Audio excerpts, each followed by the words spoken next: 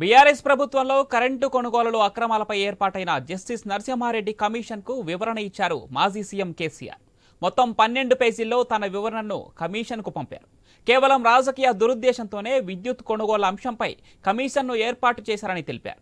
ఈ కమిషన్ విచారణ పారదర్శకంగా లేదని ఆరోపించారు మాజీ సీఎం కేసీఆర్. కేసీఆర్ వ్యాఖ్యలకు కాంగ్రెస్ నేతలు కౌంటర్ ఇచ్చారు. కేసీఆర్ బెదిరించే ధోరణి సరికాదని అన్నారు. అన్ని శాఖల్లో మీరు చెప్పిందే వేదం కదా అని ప్రశ్నించారు. విచారణ ముందుకు సాగకుండా వ్యవహరించొద్దని అన్నారు. ప్రజలకు వాస్తవాలు తెలియాలనే విచారణ చేస్తున్నామని తెలిపారు.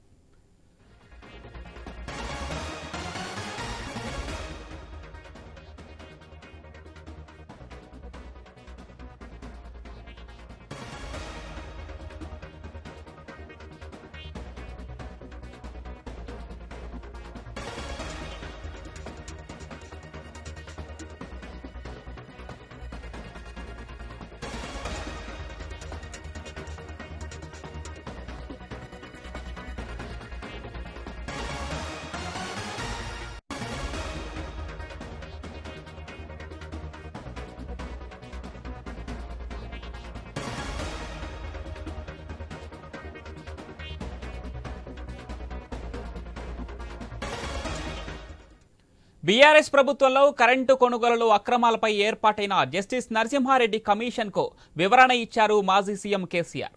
మొత్తం 12 పేజీల్లో తన వివరణను కమిషన్ కు పంపారు. కేవలం రాజకీయ దురుద్దేశంతోనే విద్యుత్ కొనుగోలు అంశంపై కమిషన్ను ఏర్పాటు చేశారని, ఈ కమిషన్ విచారణ పారదర్శకంగా లేదని ఆరోపించారు మాజీ సీఎం. కేసీఆర్ వ్యాఖ్యలకు కాంగ్రెస్ నేతలు కౌంటర్ ఇస్తున్నారు. కేసీఆర్ బెదిరించే ధోరణి సరికాదని, అన్ని శాఖల్లో మీరు చెప్పిందే వేదం కదా అని ప్రశ్నించారు. విచారణ ముందుకు సాగకుండా వ్యవహరించొద్దన్నారు. ప్రజలకు వాస్తవాలు తెలియాలనే విచారణ చేస్తున్నామని తెలిపారు.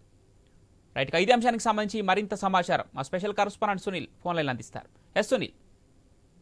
విద్యుత్ కొనుగోళ్లపై ప్రభుత్వం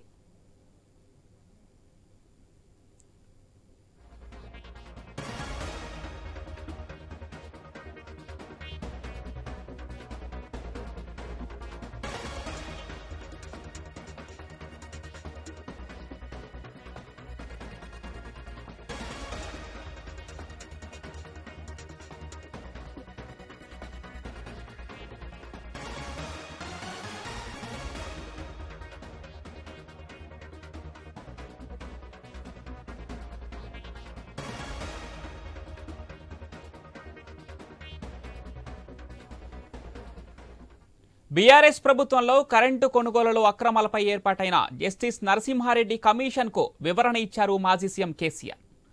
విద్యుత్ కొనుగోలు విషయంపై ఏర్పాటైన జస్టిస్ నరసింహారెడ్డి విచారణకు ఆ కమిటీకి కేసీఆర్ అయితే 12 పేజీల లేఖనం చేశారు. ఈ లేఖ సంబంధించి మరింత సమాచారం మా special correspondent Sunil phone line అందిస్తారు. ఎస్ సునీల్. నరసింహారెడ్డి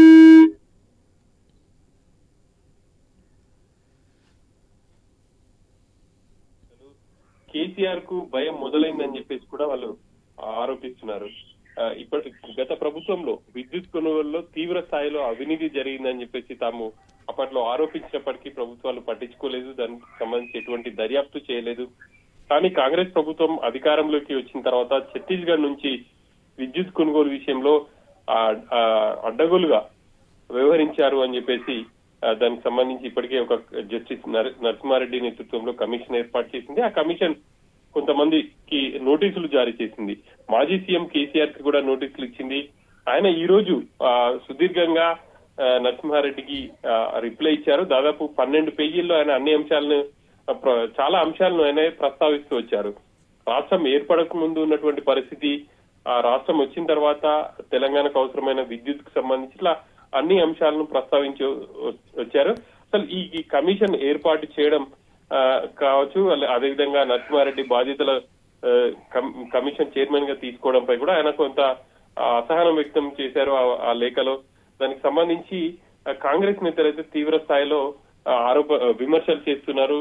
ఇక కేసీఆర్ కు జైలుకు పోతారనే భయం పట్టుకుంది. అందుకే కమిషన్ కావచ్చు తమ ప్రభుత్వంపై ఆయన ఇటువంటి ఆరోపణలు చేస్తూ, లేకపోతే ఆయన అసలు వాటికి నైతికత లేదు అనే విధంగా ఆ లేఖలో పేర్కొనడంపై కాంగ్రెస్ నేతలు చాలా సీరియస్ గా వ్యాఖ్యలు చేశారు. అయితే సునీల్ ఇక్కడ ఒక అంశం ఇక్కడ చర్చించాలి. ముంగా గత ప్రభుత్వంలో విద్యుత్ శాఖ మంత్రిగా పనిచేసినటువంటి జగదీష్ రెడ్డి కూడా గత అసెంబ్లీ సమావేశాల్లో ఏదైతే ఉందో రేవంత్ రెడ్డికి సవాల్ చేశారు. మేము ఏదైనా అక్రమాలకు పాల్పడి ఉంటే మీరు జ్యుడిషియల్ ఎంక్వైరీ కూడా వేసుకోండి అని చెప్పేసి సవాల్ అయితే చేశారు.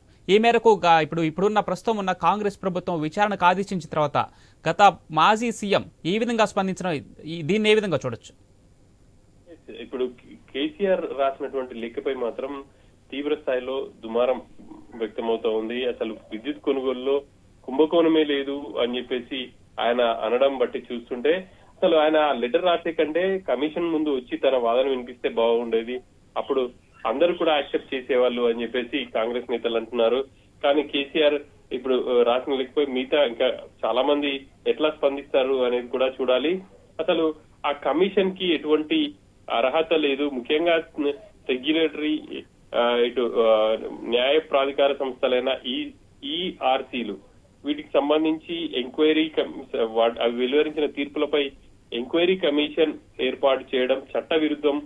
ప్రభుత్వానికి సూచించకుండా ఎవరైతే కమిషన్ చైర్మన్ గా బాధ్యతలు తీసుకున్నారో నరసింహారెడ్డి, ఆయన్ని కూడా టార్గెట్ చేస్తూ కేసీఆర్ లేఖలో పేర్కొనడం బట్టి చూస్తుంటే అసలు రాబోయే రోజుల్లో ఇంకా ఈ అంశం ఎటువైపు దారి తీస్తుంది అనేది చూడాలి. వాస్తవానికి కేసీఆర్ కావచ్చు, లేకపోతే ఆ నోటీసులు అందుకున్న వాళ్ళు ఎవరైనా కూడా నోటీసులకు రిప్లై ఇస్తే బాగుంటుంది. కానీ అనవసర విషయాల జోలికి వెళ్లి అంటే కమిషన్ ఏర్పాటునే కేసీఆర్ ప్రస్తుతం ప్రశ్నిస్తున్నారు. ప్రభుత్వం నిసిగ్గుగా కమిషన్ ఏర్పాటు చేసింది అని చెప్పేసి కూడా ఆయన వ్యాఖ్యలు చేశారు ఆ లేఖలో. వీటినన్నిటిని చూస్తుంటే ఖచ్చితంగా ఇంకా కమిషన్ కూడా చాలా సీరియస్ గా తీసుకునే అవకాశాలు అయితే కనిపిస్తున్నాయి. ఆ లీకులు ఇవ్వడం అంటే మీడియాతో నరసింహారెడ్డి మాట్లాడిన వ్యాఖ్యలను కూడా కేసీఆర్ తప్పుపట్టారు. వీటినన్నిటికీ సంబంధించి రాబోయే రోజుల్లో ప్రభుత్వం ఎట్లాంటి నిర్ణయం తీసుకుంటుంది అనేది చూడాలి. ప్రస్తుతం నరసింహారెడ్డి ప్రభుత్వానికి కూడా ఎటువంటి నివేదిక ఇవ్వబోతున్నారు అనేది కూడా ఇప్పుడు అందరు కూడా ఎదురు చూస్తున్నారు.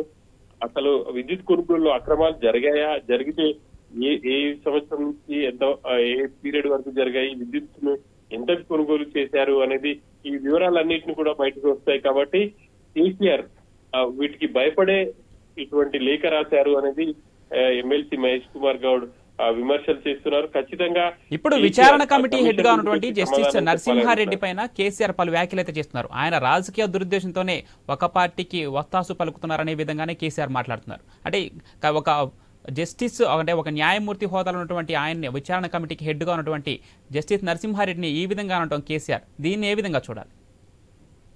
వాస్తవానికి అసెంబ్లీలో ప్రభుత్వం విద్యుత్ కొనుగోలులకు సంబంధించి జ్యుడిషియల్ ఎంక్వైరీ చేస్తామని చెప్పేసి ప్రకటించింది. ఆ మేరకు కమిషన్ వేసింది. కమిషన్ విచారణ కూడా ప్రస్తుతం చేస్తుంది. కానీ కేసీఆర్ ఆ కమిషన్ తప్పుపడుతున్నారు. ప్రభుత్వం అసలు కమిషన్ వేయడం ఏంటి అనేది ఆయనకున్నటువంటి అభ్యంతరంగా కూడా మనకు ఆ లేఖలో స్పష్టంగా కనిపిస్తా ఉంది. ఎలక్ట్రిసిటీ అప్పీలేట్ ట్రిబ్యునల్ సంబంధించి అప్పీల్ చేసుకోవాలి, కానీ ఇట్లా జ్యుడిషియల్ ఎంక్వైరీ చేసి ఇబ్బంది పెట్టడమే, దాంట్లో వాళ్ళకు ఉన్నటువంటి విస్తృత అధికారం మేరకు ఏదైనా చేస్తుంటారు అన్నట్టుగా కూడా ఆయన ఆ లేఖలో పేర్కొనడం జరిగింది. ఆ విద్యుత్ కొనుగోళ్లకు సంబంధించి ఎటువంటి అవకతవకలు జరగలేదో అప్పుడు ఉన్నటువంటి పరిస్థితుల ఆధారంగానే తాము నిర్ణయాలు తీసుకున్నామని చెప్పేసి కూడా కేసీఆర్ చెప్తూ ఆ లేఖలో స్పష్టంగా చెప్పారు. మొత్తం మీద రాబోయే రోజుల్లో కమిషన్ వీటన్నిటికి సంబంధించి ప్రభుత్వానికి ఎటువంటి మొత్తానికి ఆ వివరాలను ఇస్తుంది. ఆ తర్వాత దాంట్లో ఉన్నటువంటి అధికారులు కావచ్చు వీళ్ళందరిపై ఎటువంటి చర్యలు తీసుకుంటుంది అనేది అయితే చూడాలి. Right, thanks for the update Sunil.